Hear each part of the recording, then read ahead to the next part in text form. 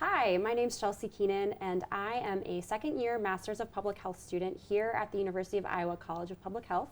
I'm here with Dr. George Wehby.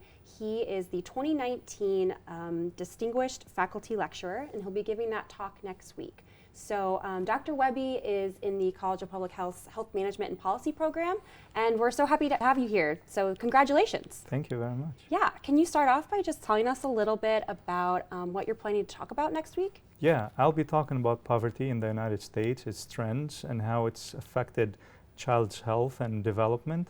And then I'll talk about the minimum wage as an economic policy that could have effects on children's health. Absolutely. And why is this something that public health professionals should care about? So income is a well-known determinant of health in the US, but we don't know much about how certain economic policies like the minimum wage that could boost income in low-income families, how they may affect also outcomes like child health. And so we've been studying that, and I'll be talking about it. Great. Well, thanks so much for your time, and we look forward to hearing your lecture next week. Thank you very much.